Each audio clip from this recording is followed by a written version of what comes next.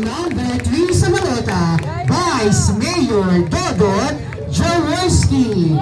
Ina-acknowledge din, nandito ang may bahay na kasig, Congressman Roman Romulo! Magandang gabi, Barangay Kalawaan. Maraming salamat po sa magandang pagtanggap po ninyo sa amin dito. Ito lang po, no? Siguro namamadali na si Vice Dodot. Pero gusto ko lang mabanggit, meron hindi siya nabanggit na napaka-importante. Sa totoo po, si Vice Mayor Dodot ang presiding officer ng City Council natin. Sa City Council po natin, merong inilalaan dyan na ang tulong na 70 million pesos kada taon. Pero ang ginawa ni Vice Dodot para sigurado na hindi matatempt mag-corrupt ang kahit sino, hindi niya pinapahawak yun sa kahit sinong politiko. Ang 70 million yan sa SWAC dumadaan, sa CSWD. Kaya sana po, huwag natin makalimutan kung si Mayor Vico may good governance. Sa City Council natin, pinasok, inintroduce ni Vice Mayor Dodot ang good governance. Maraming salamat, Vice Mayor Dodot. Tutulungan natin si Mayor Vico at ang buong Team Giting. Maasahan po namin yun. Dahil po doon, mabuhay po ang Barangay Kalawaan, mabuhay po ang lungsod ng Pasig. Muling boto ang number 1 sa balota, Congressman Roman Romulo! Barangay Kalawaan! Sino ang mayayaman? Ang bukas na Barangay Kalawaan, hindi ko po kayo narinig.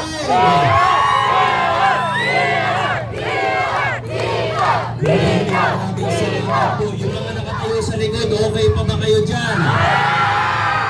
Baka masyado na po kayo nagsisiksikan, ayos na kayo. Yung mga nasa labas, mataas pa tayo na sila din.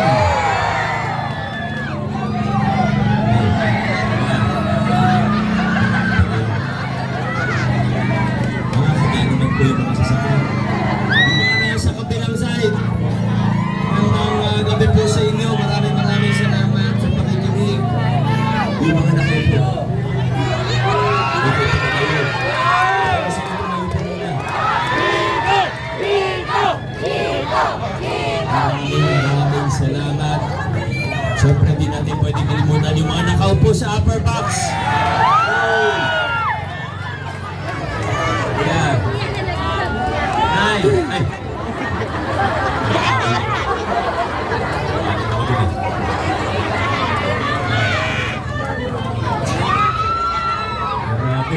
Konsi Volta!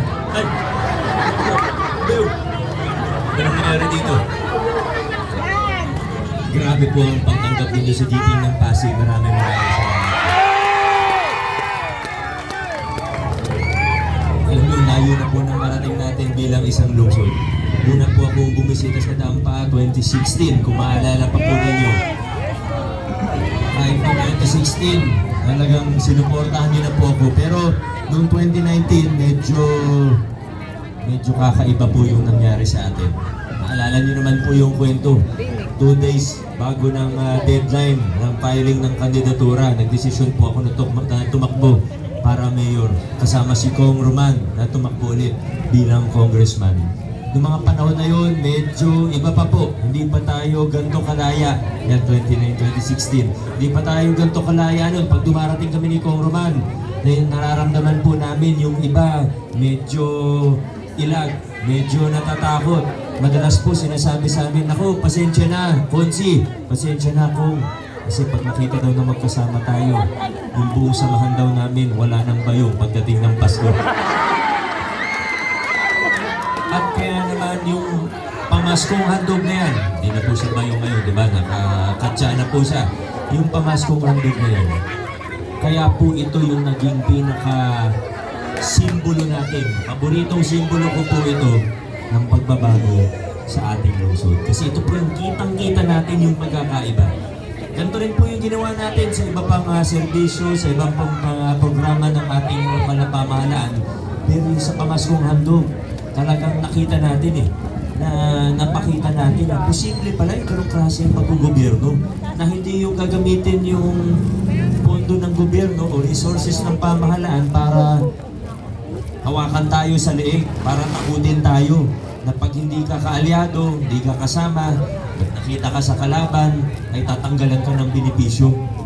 Posible pala na magkaroon ng pamahalaan na hindi palakasan. Yung pag malapit ka sa kusina, pwedeng makatanggap ka ng 2, 3. Pag hindi, wala. Pinakita natin sa pamamagitan ng simpleng halimbawa ng pamaskong handog na posibleng magkaroon ng pamahalaan na pantay-pantay ang tingin sa bawat isang mamamayan. Paborito ko po talaga itong pamaskong handog natin. Pero gaya na sabi ko, hindi lang po tayo tumigil sa pamaskong handog, yan lang po yung naging simbolo. Kung titingnan po natin, pati sa mga ibang bagay, pinutol na natin yung masasamang siklo na nangyayari sa ating pamahalaan. Nag-release tayo ng gobyerno, tinuldukan na natin yung takutan system, inayawan na natin yung palakasan system, tinataguyod na natin ngayon ang mga prinsipyo ng mabuting paggugobyerno. Nandito na po tayo ngayon sa ilang o hindi para sa lahat ng Pasigueño.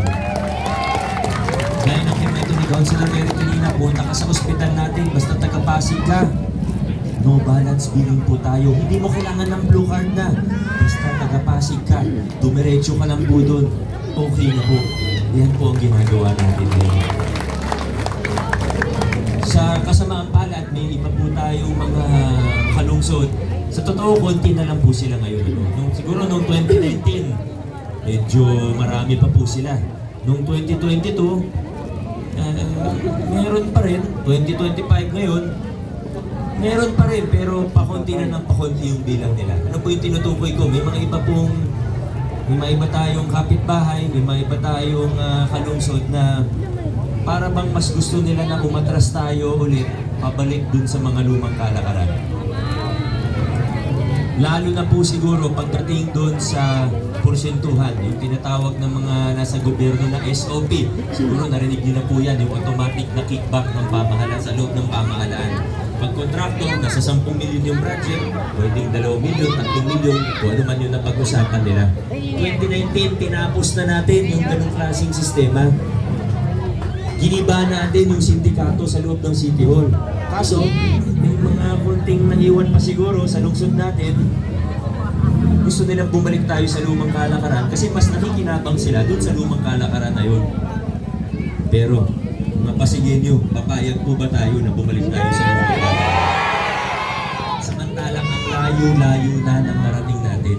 Yung anak kwento kanina, yung pagtaas ng budget natin, pagbaba ng presyo ng mga kontrata natin, pag-expand natin, pagpapalawak ng iba't ibang serbisyo, gaya ng local senior pension, gaya ng tapat loan, gaya ng sa ospital natin, gaya ng sa palupa, gaya ng tulong sa TODA, gaya ng yung mga ginagawa natin sa mga CSO natin, yung pagpalawak ng mga programa natin. Ito na po yung focus natin. Ibig sabihin, yung mga pinaghirapan natin pagbabago, yung mga pinaglaban natin na reforma, nagbubunga na. Ito na po. Ang dami nang banggit na kanina, hindi ko na po ulitin ang lahat ng mga sinabi kanina ng mga konsyal, pati ni Congressman, pati ni Vice Mayor Dodot, para hindi na po masyadong mahaba ang oras na makuha namin sa inyo. Iiksiyan ko na lang po ang aking mensahe. Anong word? Ha? Kahit matagal. Game of kabukas natin.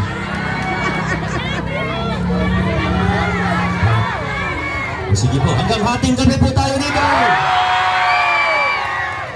Huwag naman, kailangan din namin magpahinga. Naka-15 na graduation na po kami, 3 caucus. Maawa naman po kayo sa amin. Biro lang po, kahit alam nyo sa totoo, kahit pagod na pagod po kami. Ako aminin ko, hindi naman ako mahiyang aminin sa inyo na sa totoo, pagod po kami. Pero marinig lang namin ang sigawan ninyo, nawawala ka po. Ibang klase po talaga. Ang problema lang, may isa lang po tayong problema mga kasama. Dahil sa sobrang taas ng energy ninyo, nawawala yung pagod namin. Nakalimutan ko kung ano yung sinasabi ko.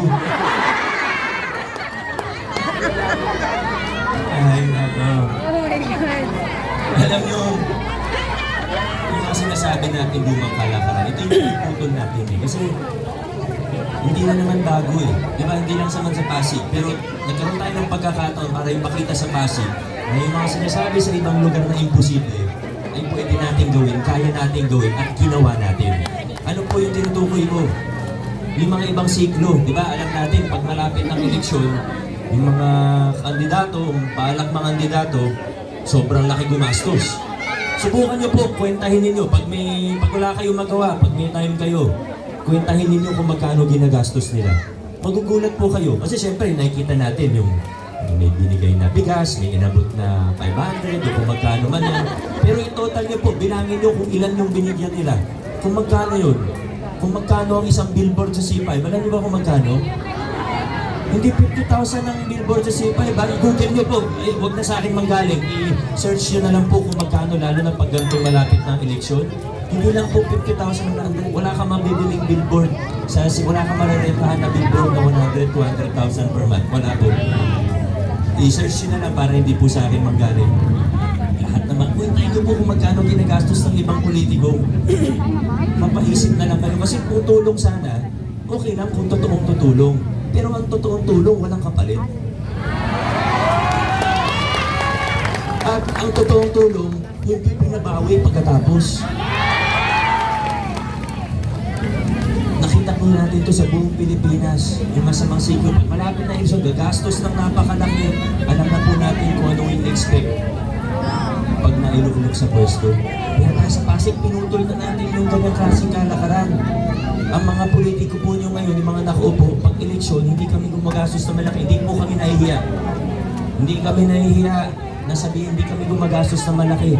Pero, pag naupo, 3 years, wala kaming babawiin. At dahil wala kaming babawiin, yung puwersa ng kaban ng bayan, buong-buo natin mararamdaman. Hindi po aksidente na sa loob ng 3 taon lamang nakapag-upgrade tayo ng ospital, na doble natin ang bed capacity ng isa sa ospital natin, nakapagpatayo tayo ng cardiac catheterization lab para sa puso, nakapag-expand tayo ng local senior pension kasama na yung mga 4,000 below na SS, nakapag-expand tayo ng scholarship, may pag-asa scholarship program pa po ngayon na 120 million pesos ang budget sa unang taon pa lamang. Lahat ng yan at marami pa pong iba. Hindi po aksidente na nangyari yan. Nangyari po ang lahat ng yan. At marami pang darating pa dahil hindi po dahil sa akin. Na-appreciate ko po yung sinasabi ninyo pero hindi po kumpleto ang kwento na yan. Pag sinabi niyo lang na dahil magaling ang mayor, 5% lang yan ang kwento. Kasi kung ako lang mag-isa, hindi ko po ito kaya. Kung ako lang mag-isa, wala, bitin. Siguro may magagawa pa rin ako pero bitin po. Kailangan una sa lahat, nagkakaisa po tayo. Kaya nagbibigay ng lakas sa amin eh. Kasi kung hindi nyo naman ako susuportahan, edi hanap na lang ako ibang trabaho. Pero dahil nandito po kayo, naniniwala kayo sa ating misyon, buhay na buhay ang aming loob, ang lakas ng aming loob. At syempre hindi po sapat ng mayor lang. Kasi alam niyo, 2019 to 2022, marami rin naman tayong nagawa. Abutan tayo ng pandemya, pero marami pa rin nagawa. Hindi naman tayo nagbabaya ng pandemya. Lahat ng kayang itulong, ginawa po natin. Maraming project nagtuloy kahit na panahon ng pandemya. Pero kung mapapansin po ninyo, 2022, binigyan niyo ako ng mas matitibay na kasama. Mas bumilis po ang takbo ng inyong pamahalaan. Kasi ngayon, pag may problema ako sa seniors o programa natin sa pension o sa octogenarian, pwede ko tawagan si Consi Pao o si Consi Simon.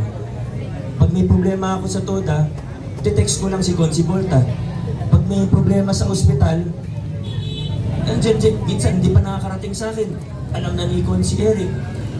Pagdating sa lupa, mag-isa lang ako. 30 barangay, halos lahat may problema sa lupa. Nung dumating si Consi Kiko, mas mabilis natin na aksyonan ng mga bagay-bagay. Sa CSO natin, gusto natin paigtingin ng pakikilap ng taong bayan. Buti na lang, nandiyan si Coach Paul, natalo pa nga, pero tumulong pa rin. At ang pinaka-importante pagdating sa City Council ay maayos, magaling, matibay ang tagapangasiwa, presiding officer. Swerte tayo, nagkaroon tayo ng maayos, matibay na Vice Mayor Dodot Jaworski. Sa Congressman, kailangan ko pa pang banggitin. Basahin niyo lang po yung pamaypay niya. Gaganahan na po kayo. Basahin niyo lang yung pamaypay niya. Siguradong mapaproud kayo na congressman ng Pasig yan. Roman Romulo po. Mga kasama, pag malapit ng eleksyon, alam ko lagi kayo nakakarinig ng napakaraming pangako. Langit at lupa, mula barangay, city, national election, langit at lupa, pinapangako sa atin parate. Kaya ibahin po natin ngayon, kami po ngayong gabi, hindi po kami mangangako ng kahit ano. Pero asahan po ninyo na lahat ng pwedeng gawin at kayang gawin, hindi na kailangan ipangako pa, gagawin na lang po natin.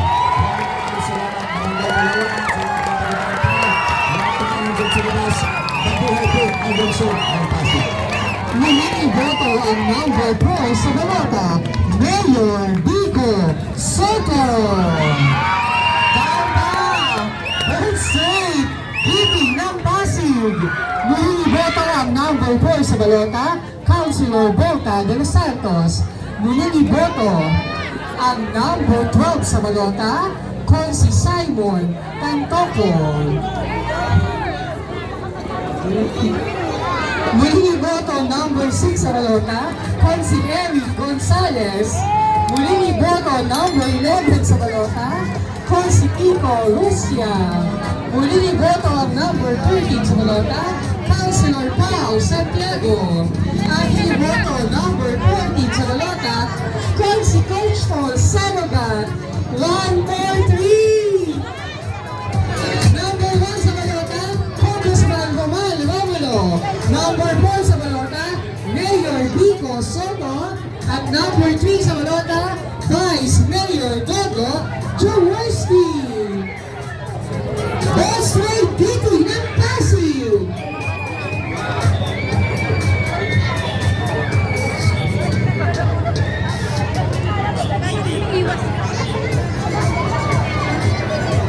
Ayan, muli pa paumanin po sa ating mga nagpapapicture. Isa-isa lang po, huwag po tayo magtulakan.